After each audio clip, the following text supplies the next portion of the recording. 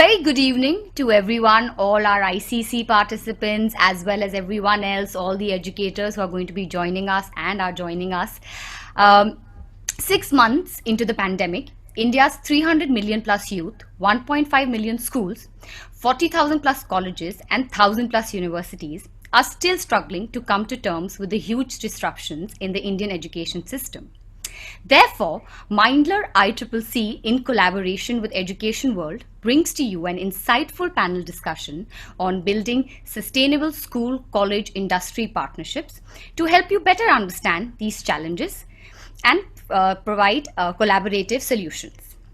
I will start off by introducing our moderator, who is Ms. Sumya Yasmin, who is the co-founder and managing director of Education World, which is India's #1 education magazine, and Parents World, which is India's #1 parenting magazine.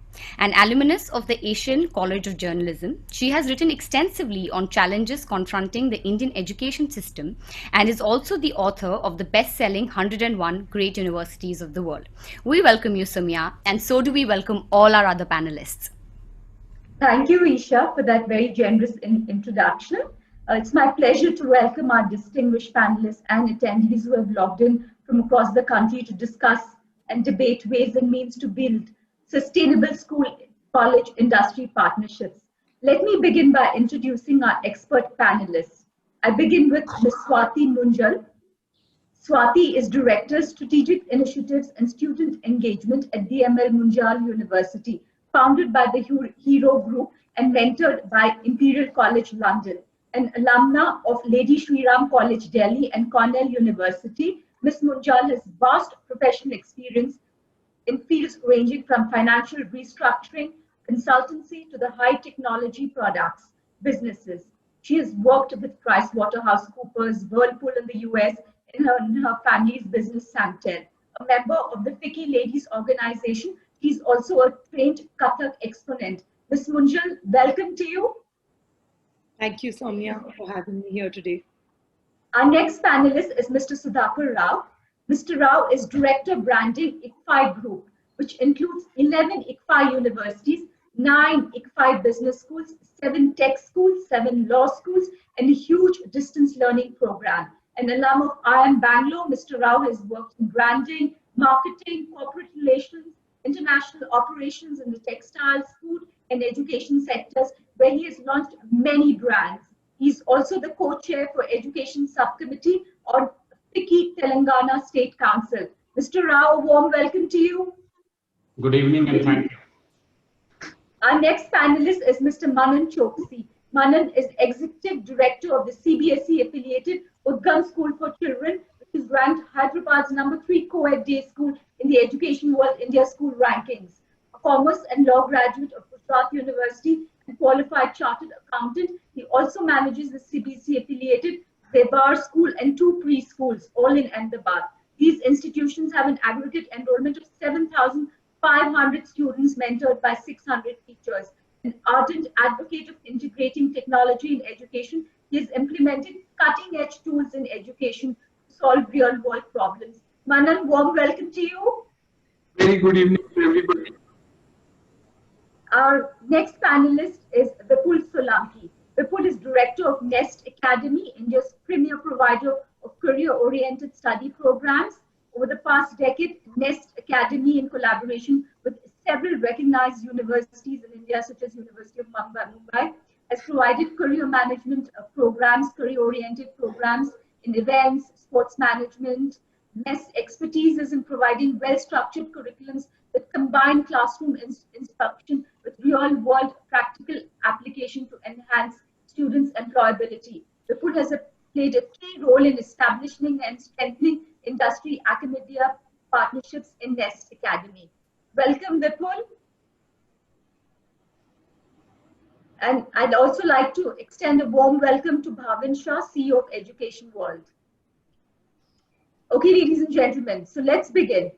A big blind spot of Indian education is and has always been poor industry academia connect from school to higher education.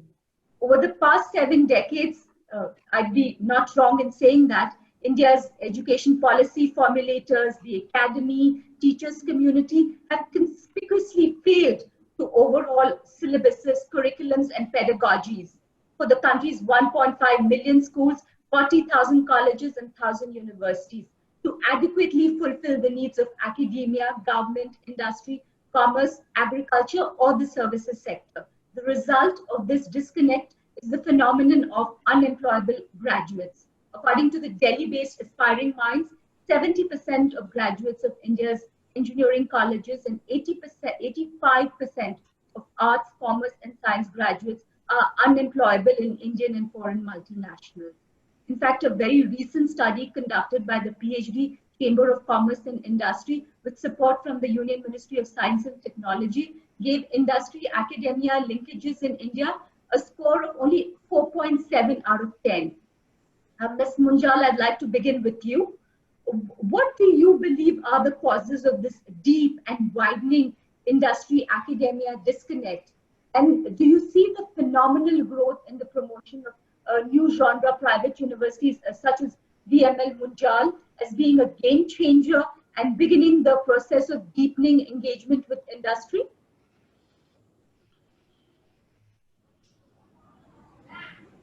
Raghu, you need to unmute Swati. I think so. You need to keep unmute. I think, may I request also, because we are encountering some problems, may I request everyone, I think we've got a very disciplined set of panelists who won't speak out of turn. So don't bother to mute yourself, please. Sure. Yeah? Yes, she's back. Thanks, Sumaya. So I think you've chosen a very interesting topic. There's been a lot of discussion around this topic, but you know, when I think I'd like to first begin with a little bit understanding why does this gap exist really in the first place.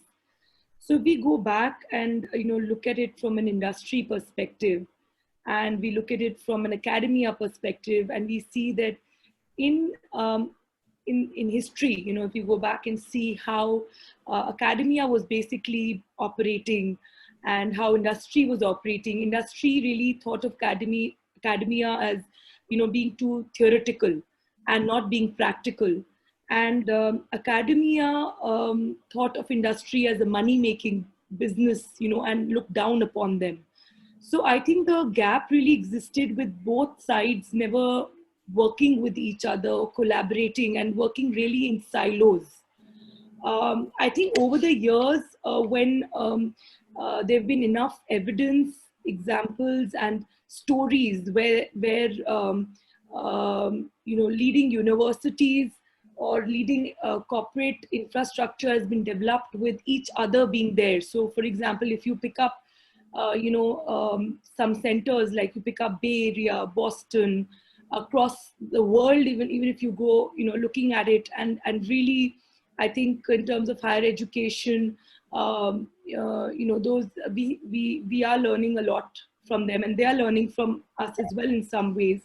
But I think when we look at that and we see that, most of when there were evidences that industry was succeeding when they had a group of universities around them, and also university was able to perform better and deliver a bit better as per the needs of the industry when they were near and they were working in close equation with the academia. So I think when both sides realize that there is a benefit and there is a certain advantage of working with each other, this gap, they I think over the last few years, they've been working on it. Now, when I look at, VML Munjal University, we are basically a corporate-backed university. So we have a corporate DNA. So for us, we don't really see it as a divide. We actually see industry and academia. I mean, right from the first document that was ever written for the university, it was always kept in mind what the industry really needs. And starting with, in fact, the university was set up with this need because in the area where, Hero MotoCorp was one of the largest recruiters. And when we found that, being one of the largest recruiters, year after year, there were a lot of gaps. And I think, like you said, Sumaya, that, there were reports coming out and that was happening in real life as well in terms of recruitment for some of the top recruiters. And both based on that, we when the first document was being written, even for the university, it was kept that this university would really stand to meet the industry needs, and it would be a university where really nobody will talk about the gap. So we would be bringing in practices, bringing in aspects which would help students get the best of both. And I think how we've kind of done that in the university is, our board of advisors who've been involved with us from day one. I think we have an extremely accomplished board of advisors and board of governors who guided us, and also kind of always brought us back that this has to be, a prime focus of the university, that we bring in, we deliver, we produce graduates who are ready for the industry. How we've done this, Sumaya, is that, there are 3 or 4 big areas where we've continuously worked from day one. Number one is the curriculum. I think when we set up the university, right from day one, we were clear every year we need to revise the curriculum. And this curriculum has to be revised not by just academicians sitting and revising it, but it has to be industry. So we've constituted a board of studies, which are basically consist of people from CXO, senior executives, who every year sit down and look at the curriculum, what is going on. I mean, right now, it's the biggest change happening in mankind right now. So I think this is a great time for education, great time for the industry to rejuvenate and kind of re-innovate, do many things, that were earlier they couldn't even think of doing. So we do this curriculum revision every year, and is a mandate to every school, which is, we have 4 schools: engineering and technology, School of Law, School of Management, and School of Economics and Commerce. And in each of the schools, the mandate is to revise the curriculum minimum of 30% every year. So every year they look at the courses, the programs, and this is academicians and industry sitting together and seeing, okay, what best can be done. And the second aspect, how we do it, is by faculty. I think by having a very high component of visiting faculty. So when we set up the university, there were 3 components that we were, looking at as visiting faculty. Faculty that can come from other Indian institutes, faculty that can come from other international institutes, and third, most importantly, is faculty which are industry practitioners, so professors of practice. And in School of Management, for example, we've got a very high percentage of visiting faculty, and the nature of the program allows it also. The School of Engineering and Technology as well, we've got we encourage visiting faculty. And in fact, we've got a lot of industry practitioners who have been recruited by us, who've either kind of people who've retired from one of the big Hero Group companies or from the industry, and they've had an interest. So bringing them back, I think, has given a certain flavor to the whole program. Great. Yeah. So I think, and the last. Let's come back to some of. I think you've given some very good ideas and solutions. We'll come back and ask you to elaborate on some of them. Sure. Yeah. Thanks. Sure. Mr. Rao, I'd like to move on to you now. I'd like to ask you, in fact, a very specific question. This is related to the National Education Policy 2020.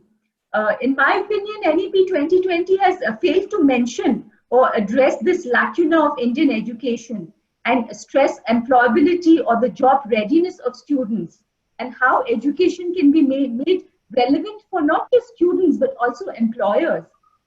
Just to give you an example, Stanford University has incubated 39,900 companies which are generating revenues of $2.7 trillion annually.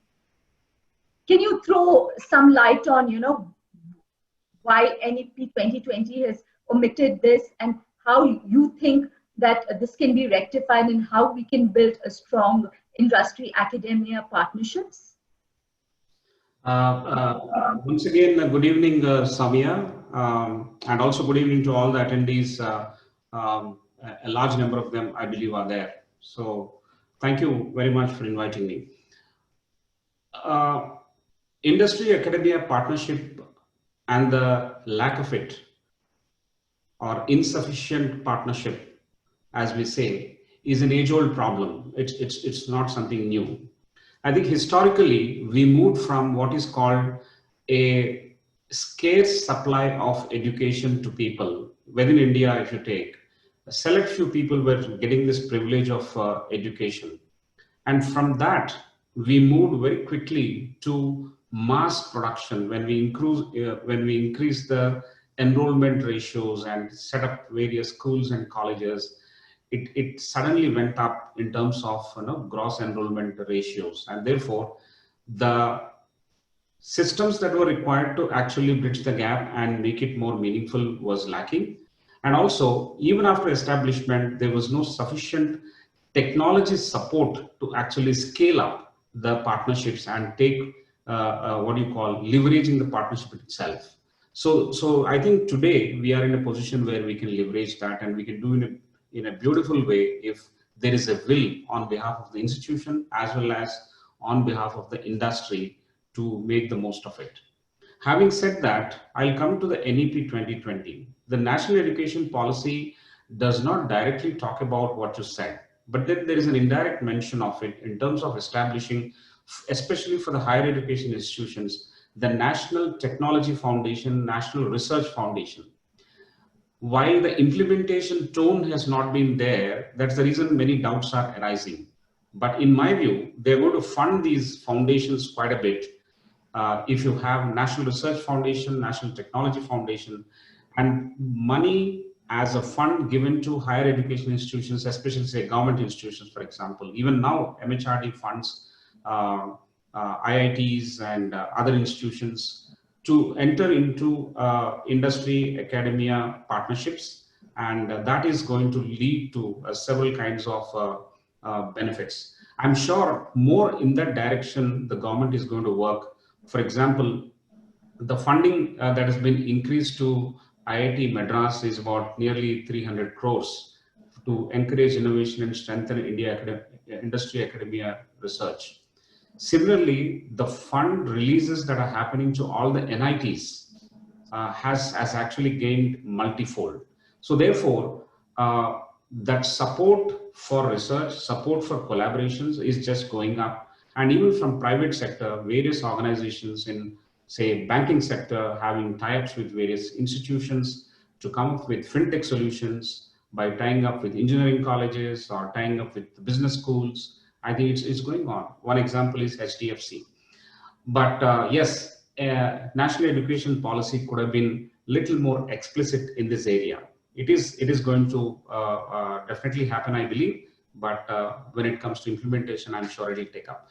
Now, the third aspect of how it can be really worked out. There are many ways, and I would like to wait for your subsequent questions on that. But one take I would like to have is that there are bound to be gaps between industry and academia, no matter what you do. Our focus should be to reduce the gaps.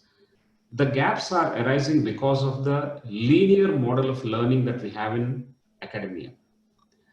When you try to take the goodness of education to a large number of people, it has to be packaged into somewhat linear kind of models. And then when you have the execution bent of mind with academia, then they will come up with disruptions, and those disruptions will certainly help. For example, in the world you have every day a new automobile launched, and they claim that they are the most fuel efficient or they have various other features. Is that discussion taking place in the classroom in the first place? I'm talking about the lowest level of discussion and the discourse that happens at institutions. Many don't do. When you do that, you will analyze the parameters, the materials used, the new technologies that are brought in, to achieve the objective of that automobile brand, and therefore they are planning to claim that and sell that. I think up to date discussions, bringing real time case studies, having industry practitioners coming into your schools and colleges, I think these are something which have to happen in a stepped up manner. And it is not it is not possible if you have something like, I have an MOU with an industry for the sake of getting accreditation or certain rankings. It is not going to work like that. Those superficial methods of trying to garner some brownie points here and there so that you have the bragging rights of ranking, bragging rights of accreditation, so on and so forth, will not help help the teachers, will not help the students. In fact, it will not help the economy. The bigger purpose of industry academia relationship is to build economy stronger, so that we can have a structured fundamental research that goes from universities and colleges, helps the industry, and industry transfers its problems back in with some kind of investment of time and energy and money, so that their problems are solved. So it is an attitudinal shift that is required fundamentally. Industry abroad goes to academia. In India, it doesn't happen. In India, academia is after industry for a long part of the game. I think it should be balanced. And at this level, I would like to stop and then take other questions, if any. Thanks, Mr. Rao. I think you've raised some valid questions. We'll come back and discuss that, especially what you say is very true. In my own experience and interaction with a lot of higher education faculty, I've been told that even though they've done inventions, they've filed patents, industry is not willing to partner them to take it to market. We'll come back and discuss this very important issue. Manan, I'd like to just go over to you now. If college industry disconnect is poor, then the disconnect between schools and higher education institutions and schools and industry is almost non-existent. Yes. Most collaborations of schools are with other schools, never with colleges, universities, or industry. Higher education or industry representatives are not involved in K-12 curriculum development. What are the reasons for this massive disconnect, Manan? So there is this great wall of China between a college and a school, which is called the entrance test. So the entrance test keeps us like oil and water. It separates the whole concept of education in a miraculous way, where until a person is in the entrance test, he thinks only of the entrance test. Once he gets through the entrance test and gets some marks and eligibility, then he thinks of colleges which he would like to apply to. So what has happened in education in school is all reduced to what in the last 4 years of the schooling, suddenly all start thinking about the career and life, and what kind of colleges they would want to go.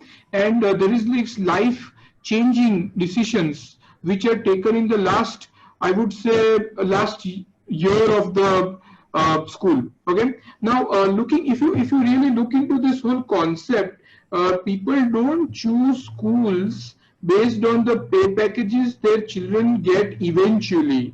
But as far as colleges are concerned, they're clearly choosing colleges based on the placements and the pay packages. So how does the school fare in people's mind is more so when they choose a school for activities, for facilities, but not even for the faculties, not for the teachers.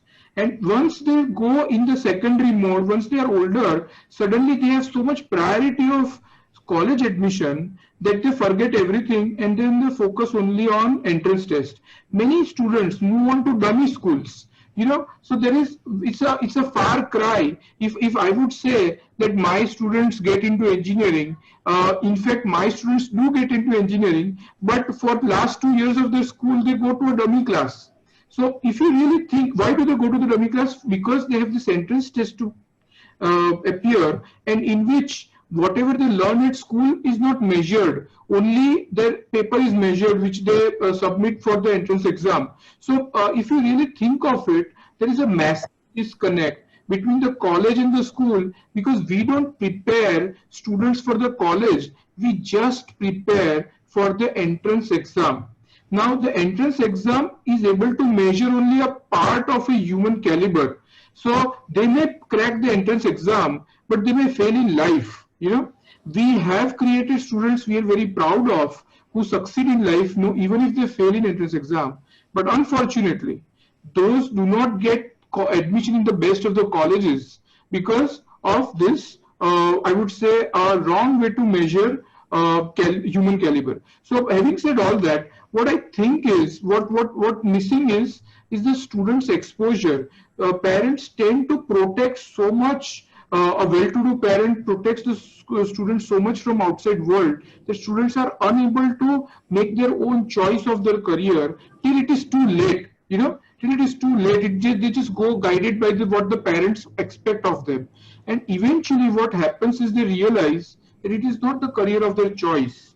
So it is a big mess. So now if I want industry to get involved, so if I want, suppose, automobile engineering, automobile company to train our students to become automobile engineers, but students at that time are so lost. They want theater, they want to become a singer or a rock star, because those careers are fascinating. It is glamour. And at best, they think that maybe I'm a chartered accountant. I'm very happy that I'm a chartered accountant. But unfortunately, today's students think it is one of the most boring and worst, career taken by people who are left behind by glamorous MBA careers.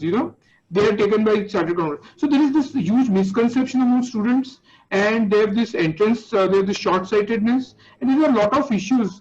I think we have to start. Yes, if you want to revolutionize this, this arrangement, then it has to start with schools and it has to start with parents.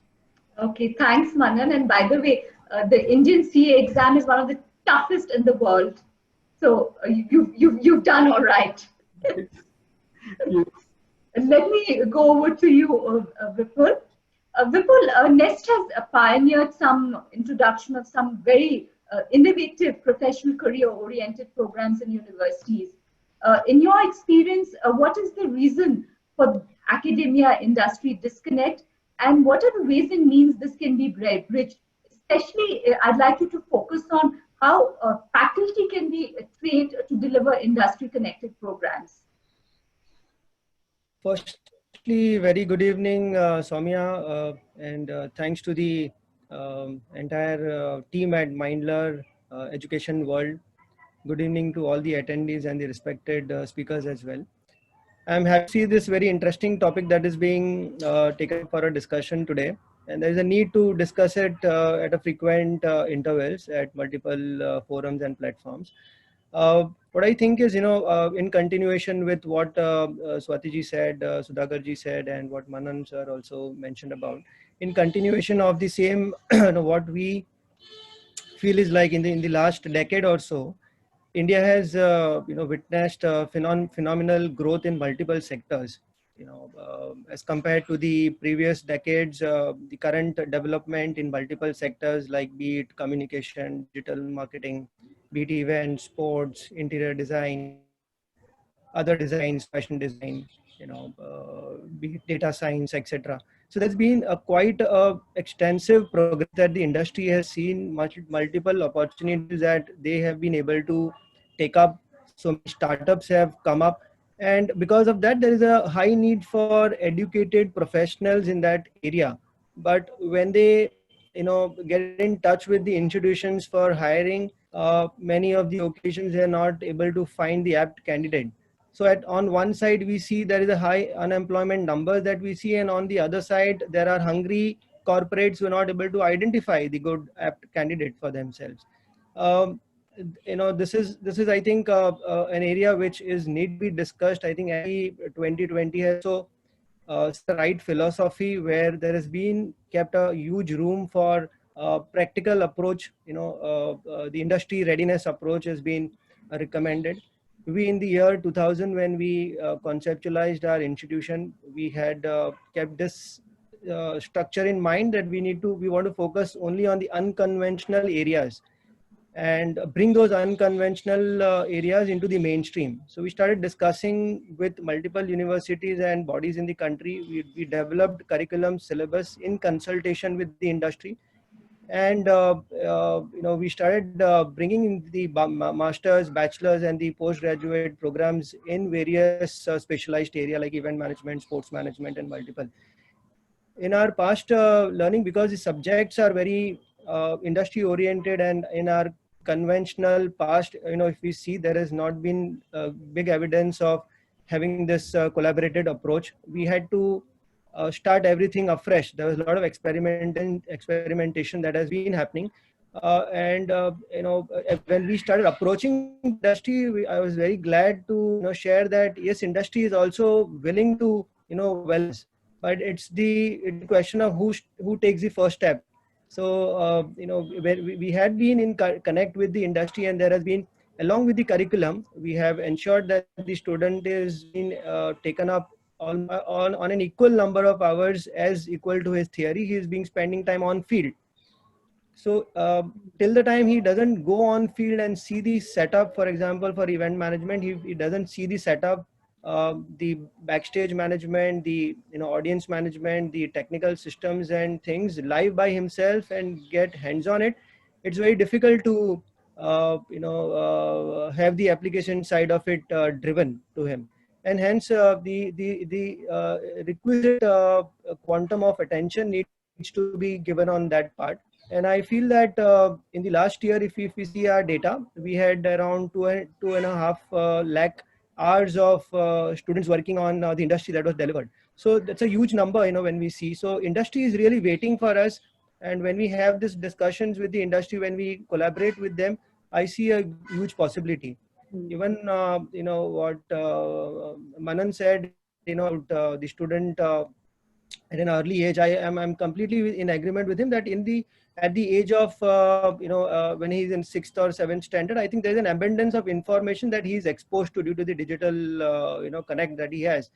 And hence he's exposed to a lot of things, but the problem is that he doesn't have more details on it, authenticate information. And hence I feel there's a huge role that the counselor can help us in driving the right information to them about various industries, so that they can start making up their mind that where they want to land up after their school, and not just only in the final year they start thinking about where they want to head.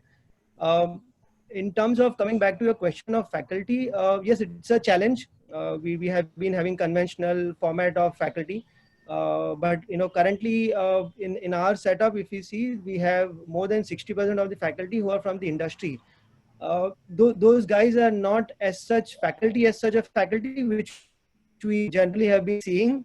They are more of industry personnel, and hence their way of delivery is not very bookish. But over the time, yes, they have been learning this theoretical aspect also, and they are adding those bookish terminologies as well. But they are very very effective when we see about the bringing the live information from the sector, be it in the form of case studies, simulations, taking them on trainings, projects, brainstorm sessions, internships. So, I mean, I feel that over there, it takes a bit of a time, but a requisite guidelines and a good learner resource, has been really helping us to have those faculty. But given the advantage, I think we should take this exercise of being those industry people a good faculty also. Thanks, Vipul. We'll come back to some of the points you've raised. Yeah. Swati, now going back to what you were highlighting about, some of the solutions, if you could elaborate some of the solutions on how this gap can be bridged.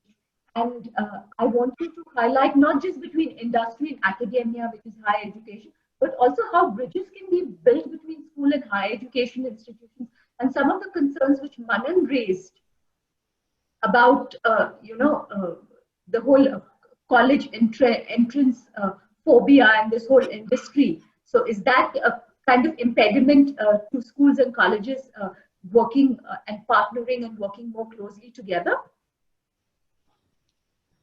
Right. So I think, Samaya, to answer, I'll break this question into two parts. The first is you asked about how industry, academia could be bridged. And then the second was how school and higher education could help in bridging the gap, if I understand this right. Yes, correct. So the first part, I'd like to say that, I think there are enough examples in the West and as well as in India now, where universities are doing a very good job of bridging the gap. I think, of course, it all starts with the curriculum. Like I was earlier trying to say that, in a university, it's about curriculum, designing it, updating it, revising it continuously. And I think private universities have a big advantage of being able to do that. So I think, they definitely, that advantage gives private universities, helps them bridge the gap, because student is really studying what would be required. The second is, of course, faculty. I think Vipulji also talked about faculty and the importance of bringing, I think he mentioned 60% of the faculty being visiting. I think really that, there has to be both ways. I mean, faculty coming in from industry and academicians going to industry to upskill themselves, train themselves, understand what the needs are. That I think both way, it has to be a very joint partnership, because to us, we don't see this as a gap. Like I earlier mentioned, it is actually one. I mean, it has to be not thought of as a gap.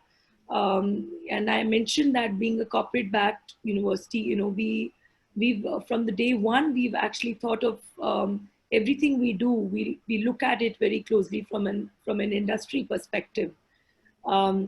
The third is, what kind of exposure are the students getting?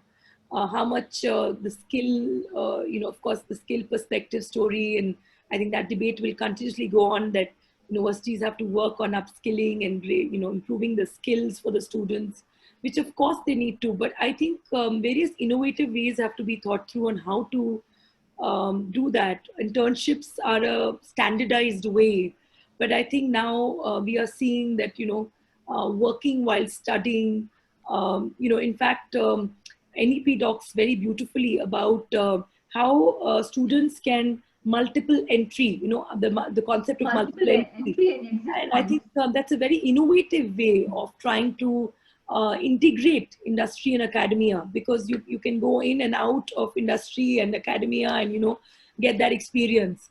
So I think students, it's not the standard internships now. It is much more beyond that than that. And also, like, maybe making internships not just as something you go and you get a certificate and you're done as a requirement.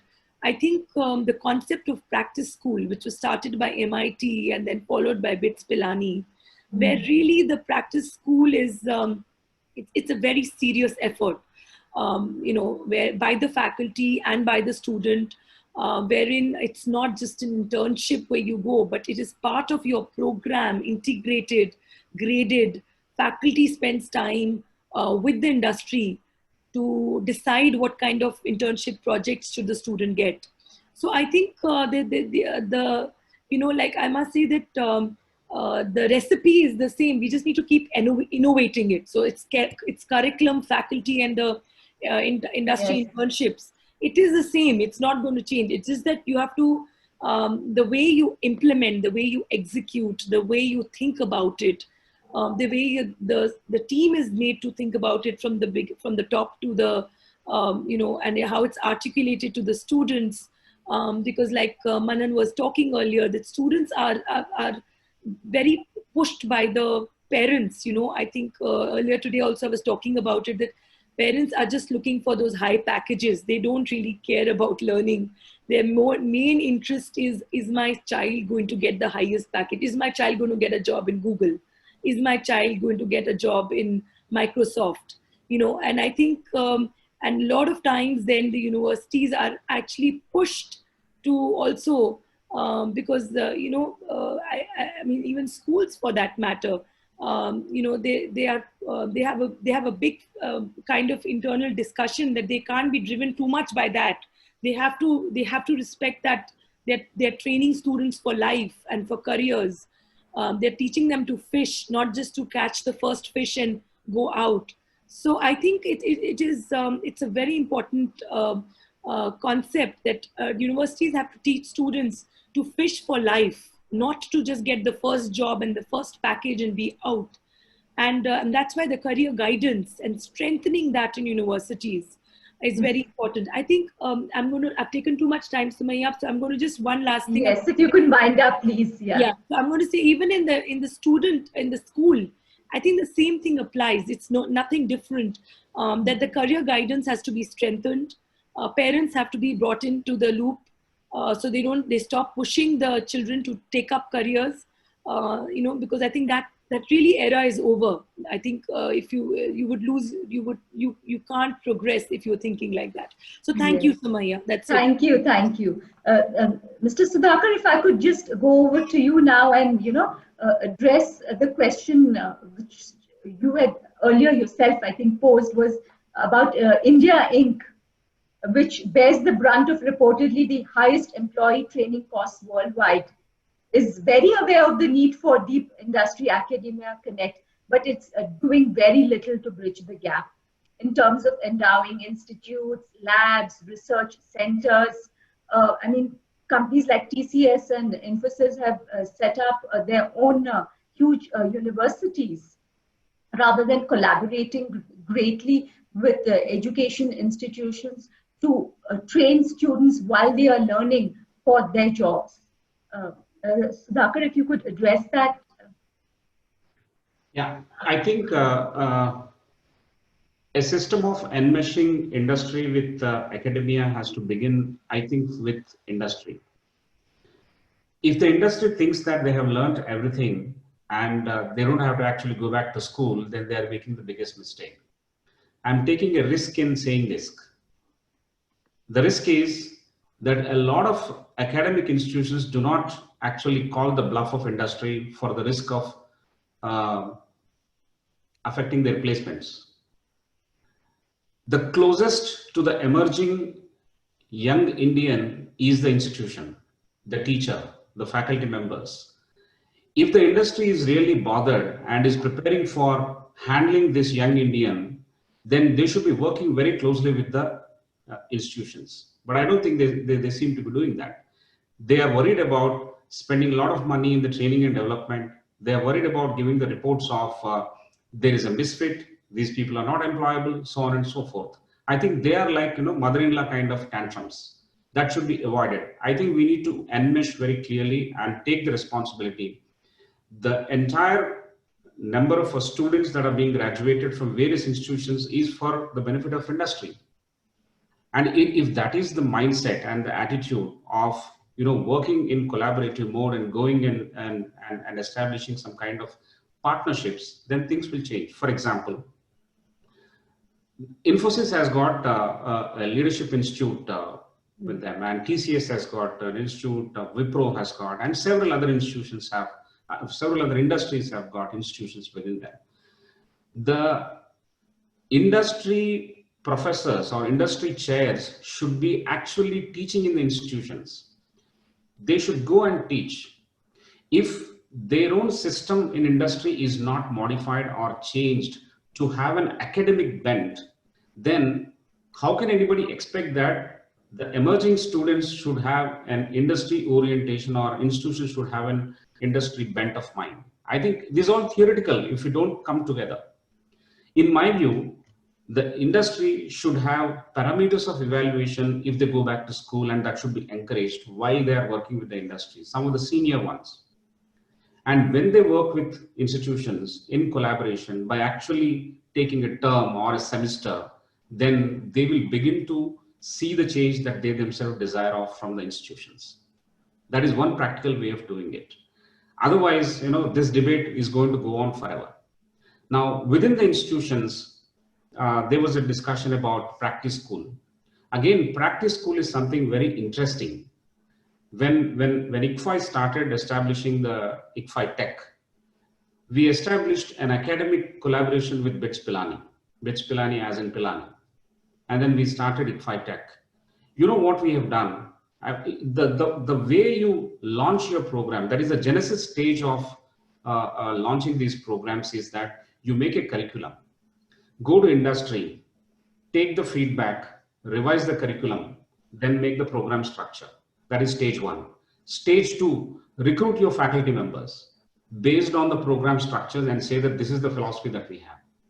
Once you have the faculty members, then go and recruit the students. What is actually happening is the reverse. Institutions are going and recruiting students in all measures.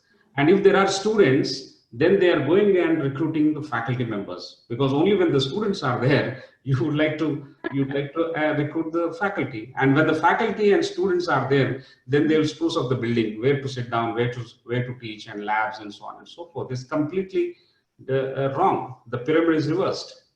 So in my view, institutions also will go wrong in doing that. One of the members who accompanied me to Stanford University a couple of years back, and we were all, that was a delegation, and we were all asking some questions, and they said, dear professor, what is it that Stanford University has got which we do not have, so that your entrepreneurship and you're giving birth to variety of organizations which are coming from your university? I think the question is not to Stanford, the question is to ourselves, our own intellectual honesty. The kind of practices that you have within your own university and college should be seen as some good practices in the eyes of the students. Every day that young student is looking at you. You pay some salary and take some of it back behind the scenes. You don't treat the faculty members properly. Your labs are, you don't know what is the purpose of the lab. In each lab, there are various experiments, and nobody knows why those experiments are being kept. Because in order to have a tick in the accreditation, you keep that. But otherwise, there's no reason why you keep that. The equipment doesn't work. If anybody wants to inspect, they'll see the machine and then they go. Now, all these things will have to be checked.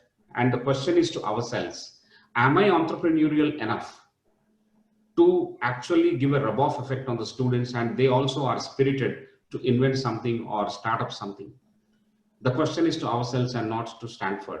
That ecosystem is a result of a culture, and culture is a result of several people following up their own methods of living and working and interacting with students day in and day out consistently. That becomes culture. Culture gives ecosystem. Ecosystem has got a multiplier effect, and you become an entrepreneurial university like Stanford University. Question is to ourselves. So I have actually said these two things: what industry has to do and what institutions have to do. The way you launch your programs, why you are launching the programs are completely different. Now, we had an internship program where thousands of students go into the market during the summer, and they interact with companies. They're all live projects. They are projects which can help companies in their ongoing processes. They are useful to the host companies. Otherwise, why do we do the projects at all? You change the cover page and the date and the name of the student and submit, and those students get marks. I think that kind of farce is going on. Otherwise, they have to be really done and established. Here, the teachers and the faculty members will have to play a very important role. These faculty members will have to imagine, discuss, collaborate the project objectives very clearly, even before the student begins his work or her work in the industry. We don't do that. We leave it to the fancy and mercy of those industry representatives, because they carry a letter from the principal or head of the department, and they wait in the waiting room for a while till the industry representative is supposed to come back and look at them and give some project work. It could be lifting the files also sometimes. No, if it has to rapidly, radically change from that to a mission-oriented project which is going to be useful to the industry. Yes, no, I think Mr. Sudhakar, you've very forthrightly put forth actually what is wrong with academia as well as industry. I think you've put forth it very well. Manan, if I could quickly go over to you, Manan. Do you think that it's a good idea to map a school with the nearest higher education institutional or vocational center? And NEP, in fact, has mandated that integrating vocational training in schools. Will this be a good start to connecting with industry for schools? The variety is a problem. In schools, we get people with a lot of various aims. So in a college, probably when you have an engineering, computer engineering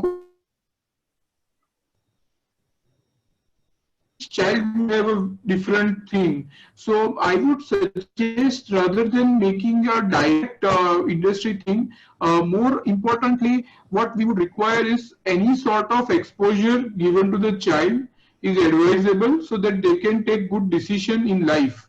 Any sort of exposure, and it may not be of their interest, and it is not that they pursue it in life, but it is the thing is, the aim should be that they are exposed to real world problems and real world challenges, and let us see whether it excites that passion in them, and then they can take it ahead. Okay, thanks, Manan. Vipul, if we could have your one last solution and recommendation you think is important to bridge this gap? Quite a elaborative answer that I have. To wrap it up in one line, I feel that the objectives of industry and the academia has to be aligned. I feel I think both has the similar goal, but in terms of channelizing it or defining the practices and taking the first step forward by somebody, and having this philosophy to assist each other and take up this task is what I feel is the need of the hour. And I think it's under the making as well. It's not like it's not begun. I think it has already begun and it has been going quite strong. But yes, this has to be carried forward. Yeah. Thanks, Vipul. I think Mr. Rao, you had a point to make. If you could quickly make it. Yes, I was trying to say that young students in the class, in schools itself, should be taken to, say, hospitals, so that the budding doctors in them will get kindled with that kind of interest by looking at the ecosystem slowly. You don't have to take students in 10th standard to hospitals. I'm talking about 4th, 5th, 6th kind of grades, where they can be taken to hospitals, to various industries, to meet CEOs, to IT companies and other factories, so that they have some kind of first-hand information and experience, and they start digging deeper into that. They ask questions to the parents and relatives, and they learn more about it, and they have an informed choice of their career. And later, structured career counseling programs within the schools will definitely help. But I'm sure a lot of industries would respond positively if the schools would like to have that kind of exposure mechanisms planned, and it's going to work both ways. Thanks, Mr. Rao, for that good point. Bhavan, I'd like to now invite you to moderate the Q&A. But before that, I want to ask you a question. If you could quickly think do you think it's a good idea that government also gives a boost to strengthening this industry-academia partnerships by giving industry huge tax benefits like they do in the US? Now, say, for example, if Google were to go and set a center or a research lab or endow something at Stanford University, the government would give huge tax benefits. You get almost 300%. Do you think that the government should do something like this to give a big boost and to industry in the right direction? Absolutely, Soumya. It's not like government can do. I would say government has to do it. It's high time that anything and everything, if government is thinking to boost up a trillion economy or whatever economy that they want to boost up, I think the number one priority would start, and it has to start from education, and primarily having a incubated center, any kind of initiative which could bridge the gap is first government's duty. Irrespective of this divide of the government schools and private universities, central university, the whole rigmarole that government puts it to the person, to the lay person. I mean, I think so. All in this room, half of the time are just battling with all kind of laws and what are the rules that one has to follow. So forget about really building and thinking of the future, that what a child needs or what an economy needs, correct? So it goes without any doubt. Taxation benefits means you can think of and you can implement it. We have seen in other sectors that government has taken initiative obviously the bigger picture is the vote bank, but consider, I would say, I would invite any government to prove, I would like to prove it, that education is one of the biggest vote bank. Please utilize it for better. So tomorrow, if you're giving any tax benefit, charging any of the biggest ed tech companies which are making millions and trillions and having valuation of billions, to give back to education institutes which are struggling, or give back to the government institutes. For the time being, I would like to tell, saying, forget private institutes, improve your government institutes, tax the investments that are coming in, tax the people who are building billions, right from a supplemental education provider or an edtech provider, and give it to the government institute to build it and directly involve industry to it. But Sumya, very importantly, in this whole three phase, while I've answered saying yes, government is important, in all these three phases, there's Mr. Manan runs the school, and if I have to put Swati as an industry, and the innovative courses that NEST does it, and ICFI as a university, the common thread which starts, and it's very important, and I want to inculcate this concept to everyone of over here, including the counselors who are here training the program.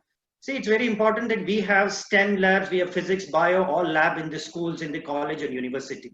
Why don't we think that that for a student, when they dream or when the interest is there to choose something, why don't you really grow from there? Why can't we have a dream lab in a school where industry, university and schools are involved in it, counselors are involved in it? When I was a kid, I see aeroplane flying in, I want to become a pilot, correct? By the time I would have figured out in the middle years that, boss, for that you need to have physics very strong, maths. So I would have just shifted saying, okay, now I want to choose my dream as per the subjects that I would be qualified for. And by the time, as Manan rightly mentioned, saying, by the time I reach to the criteria that I want to choose what I would be best, the entrance exam comes in between. And sorry, I couldn't clear any exam. So my dreams are shattered, correct? So why don't a particular dream lab is set up? And I would not like, I mean, probably someone can guide me, counselors can guide me, university can guide me, industry can come and tell me, hey, look, these are the various options. This is what practically is happening, and invest in it. So I according to me, whatever the criteria are, which are academic oriented, I think so government, industry, if they start investing in something like only a dream lab rather than an academic lab, more nurturing of professions and innovations are going to come up. With that, Sumya, I have more questions. Here the questions are just flooding as usual, and moreover, we have got not many comments, but very importantly, I think so, there was this question by Ankit Gupta. Why private education institutions are not able to provide good industry exposure to average student of a particular batch in terms of internship opportunities and placements. All we see in the ad campaigns are top 3 students of the respective batches, while all students are paying the same hefty fee. If I can have this question answered by Mr. Sudhakar, yes. Thank you very much, Ankit, for this question, and it is a very, very important question. Average student is the core student. I think it is directly proportional to the kind of philosophy that you have in your institution. If you don't take care of the average student, then other students actually have taken care of themselves, and you ride on that. You actually ride on those things, generally speaking. The problem there is it is not integrated into the curriculum. It is not graded. It is not part of the system. It is like an extra activity. When you do those kind of things as an extra activity, which is not the core part of your own curriculum, then things will fail. Now, how will it become a culture in your own organization? How is every faculty member targeted to generate a summer internship program or a live project for a student if it is not part of your system? I think the problem is there. Many private institutions fail in that. I'm not talking about government institutions. And those institutions which are successful for a reason. The reason is that they have integrated that into their main system, and it is part of it. The performance evaluation of the faculty member is rest upon generating practice school options for an average student. We do it, and therefore we're very happy to state that. Thank you. Thank you, Dr. Sudhakar. If I want to pose this Dr. Jagseet Singh's question to Vipul, uh, he's asking, saying, I'm a faculty at higher education, keen to have faculty exchange of industry with college faculty, but could not get. I feel industry is also reluctant. Your views means if I have to just add on to that line, Vipul, have you faced in Nest where you have sports, you have, in fact, you have introduced diet and nutrition also. Have you feel reluctant from industry to get faculties or the people that you want the education to be passed on to students? Yes, at occasions, yes, we have seen this reluctance from the industry, brand conflict, and also at times they don't want their employees to be part of any other organization. Maybe they think that they may lose their focus on their work, maybe. So there has been a reluctance, and we at times also get this request from many of the industry people that please don't mention my name, as my the policies of the company will not allow. So I think yes, there has been this question, but we've been having informal arrangements on this. But yes, industry need to be understanding that yes, this is something which has to be taken up in a give back to the society as well. It's just not the way that they are looking at right now.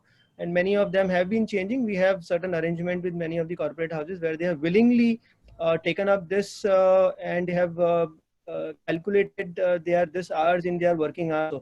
So there are possibilities, but it really needs a lot of discussion, and on a case to case basis we have to take up. There's no policy as such that has come up. I think that will really help to bridge. Yeah, you're right, Vipul. I think so. Soumya, here it's again one policy issue which is very important to bridge the gap again. The talent hunt. Typically, if you see in the medical studies, what happens is after you have completed your MBBS, you have been compulsion to work for 2 years, 3 years in a rural area. Why can't, when any of the government sectors, or for that matter private sectors, you put certain period that industry has to industry personnel or qualified who have actually gained the knowledge, there has to be some kind of a regime or some kind of a practice which is pushed back to the academia. Absolutely, Bhavin. In fact, like we have the CSR mandate, which was passed by the earlier UPA government, I would propose that we lobby and get a mandate that every industry over a certain threshold should partner with its local nearest higher education institution. Yeah, we have a criteria as X turnover you increase, you have to contribute to CSR. So if you have X turnover that is there, then you can have participation. Manan, the question over here by Ms. Ahmed is, there is in NEP, there is this big multilingualism point, and every state is debating. The question of, I think so, a parent and the counselor is that what happens to that student who's, for example, taught thoroughly in the mother language? What happens? Does the prospect for higher education increases or decreases? How would you deal with that? So ever since this debate had started, I personally have interviewed a lot of people who had studied in a different language. Okay, long time ago in Gujarat board or any vernacular board, the system was that the papers of English medium and vernacular medium were distributed evenly, and at times Gujarati medium teachers were correcting English medium papers. So what used to happen is that Gujarati medium, the students used to get higher marks. So doctors, if you look at the language of passing of medium of schooling of unreasonable number of doctors were from vernacular medium. So a lot of those doctors are our parents, and I know from their admission forms their school is Gujarati. So I know them personally. So I asked them in interview, when they came for interview, that how did vernacular education harm your profession?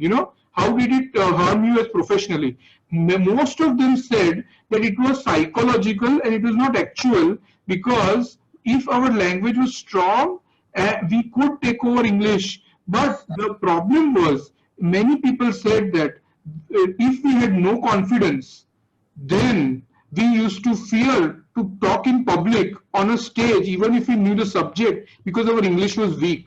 So these are two things which I want to answer. First of all, it does not harm you professionally. Your intellect is there. But as far as confidence is concerned, it may harm.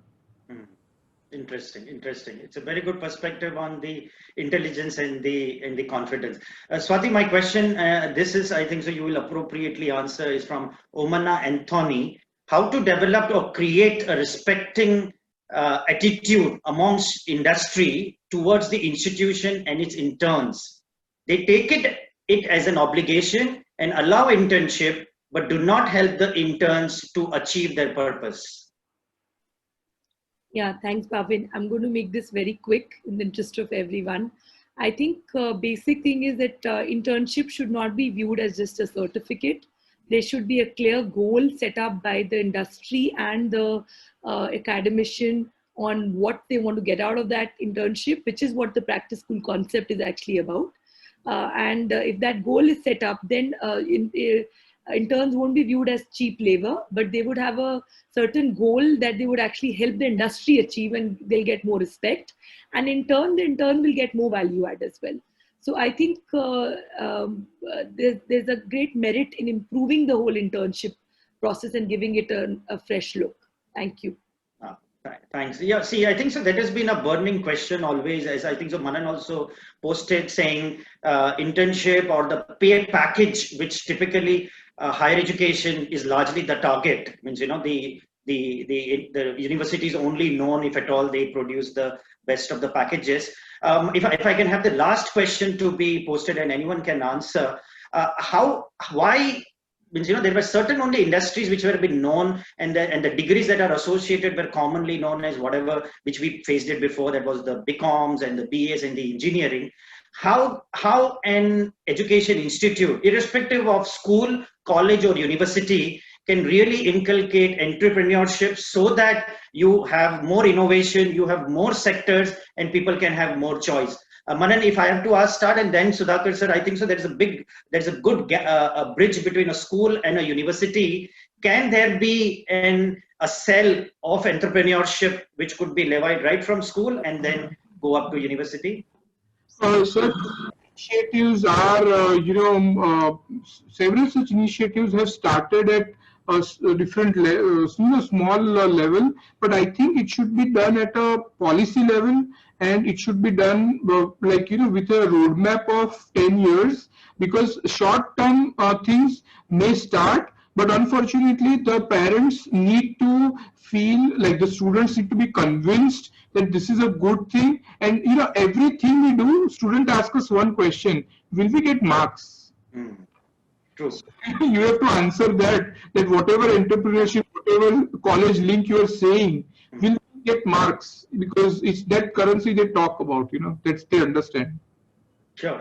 Sudhakar sir, you can complete. This is very interesting. The entrepreneurship crucible has to be advanced now at school level. I very, very strongly believe that. Now, it is a function. The success comes because of two things. One is the parental faith in your own ward, in your own child, for going for entrepreneurship. And the second one is the institutional faith, not just at school level, even at a college and a university level. I'll explain that very, very quickly. The entrepreneurial mindset is nothing but risk-taking and ownership. When you display these characteristic features, you don't have to become an entrepreneur actually. Wherever you work, whether you work for yourself or you work for somebody else, the results will be amazing. Now, that kind of characteristic feature setting in should be done in the institutions. And if you advance entrepreneurship exercises within the school, there's a startup in Hyderabad called Metamorphosis, which does training of students with entrepreneurship, education, creating all kinds of idea festivals, and they call themselves democratizing entrepreneurship. I think in true sense, if you democratize entrepreneurship and everybody is taken through those paths, I think they will become more useful. They think about practicality. They will be readily available for industry to pick them up. I think that is a very short method of doing that. When I said parental faith, parents should believe in their children to try and dabble in some kind of projects and entrepreneurship while they're still studying. If you don't trust your own children, do you think some other private equity player would put fund in your child's project or entrepreneurship? No. Second, even in colleges and universities where incubation centers are there, they should go one step forward and fund those organizations, fund those startups. See, IIT Bombay does it, and some other institutions also do it, but it should be done at a large scale. If your own institution is not having faith in the entrepreneurial journey of their own students, how do you think an outsider is going to fund them? It's not going to work. Again, intellectual honesty, answers lie within us. We have to be role models and create this entrepreneurship as a all-encompassing model right from school level, and then we will do very well in this game. Thank you very much for bringing up this point. I don't know who asked this question, but it's a fantastic question. Thank you, sir. Thank you very much. The last comment I would just like to pass on, and it's an idea by Danish. He's saying, Soumya, we have this parameter in India higher education rankings, the best industry academia ranking, and Danish is suggesting, saying the institutes which are coming top in that rank can display on Education World website the industries that they are working, which could be then publicly available, and student and teachers, everyone can benefit. Thank you very much. I have many, but I think so many of them have asked. I think so Minded team needs to give email ID of all the panelists, because they are just not stopping. They're asking more and more questions, and we are overshooting the time. Over to you, Soumya, for closing comment, and then over to the Minded. Thanks, Bhavin. I think we've overshot our time, but I'll keep it very brief. Well, the clinching evidence, I think all participants have said that, the clinching evidence of the gross misalignment of industry and Indian academia is that the biggest complaint of Indian industry is the acute shortage of adequately trained managers and skilled employees. And on the other hand, the country is awash with highly qualified graduates which are clutching worthless certificates and paper degrees. So we cannot let this misalignment and disconnect go on. It's a national imperative that the best minds of industry and academia apply themselves to bridge this gap. Like Ms. Munjal correctly said, there should not be a gap. School, higher education and industry should be a seamless continuum. And we all need to work towards it, and we need to push government also to do this forcefully. Over to you, Prateek and Isha. Thank you to all my wonderful panelists. Thank you so much, Soumya. Firstly, a big thanks to all the panelists. I think thank you so much for taking out the time to share your insights with all the people. I'm saying this on behalf of all our ICCC participants. They have had an amazing day since the morning. I can see flooding of messages personally at my end as well. But yes, I think this would have been really, really helpful for them. So thank you so much from the team at Mindler, as well as the entire pool of ICCC cohort members. So we will, I'll now hand it over to Isha for any final comments to all the participants. Yeah, over from my end. Thank you so much. And thank you all once again. Thanks, Prateek. Isha, you're muted. You're muted. We can't hear you. Sorry about that. So thank you so much. It's been a pleasure. Everyone has enjoyed themselves, and they're yet to know that they have another exciting panel discussion lined up for tomorrow evening also. So this is especially for our ICCC participants. We have another exciting panel discussion lined up for you tomorrow evening as well. So I'm sure you're going to enjoy it. Thank you so much for being a terrific audience. You guys have been there right from 8:45 in the morning, and it's almost 6:30 now. And it's a weekend. So thank you so much to our ICCC participants, as well as all the other educators who've joined in. And obviously a big thank you to all our panelists and Soumya and Bhavin. It's been a pleasure, like always. Thank you, Isha. The only thing I'll just make one request to the ICCC participants. You have to be online by 8:45 tomorrow, and we hope that you have a terrific day tomorrow. Also, lots of exciting sessions lined up. I'm sure you're going to enjoy them a lot. And of course, we conclude with a super panel discussion, so that should definitely be the cherry on the cake. So thank you so much. Thank you so much, everyone. Thank you. Thank you, Swati. Thank you, Vipul. Thank you, Manan. Thank you, Sudhakar. Sudhakar sir, thank you very much. Sudhakar sir. Thank you. Manan and Vipul, Thanks, thank you Soumya. very much. Thank you. Bye. Pleasure being part of it. Pleasure learning from all of you. Yes. Thank you. Thank you so much. Thanks, Bhavin. Thanks, Sumaya. Thank you. Thank you so much. Okay, pleasure being on the panel with you. Dr. Thank you. Rao, Ditto. and Thank you. Thank you. Bye-bye. Thank you, Vipul sir. Thank you.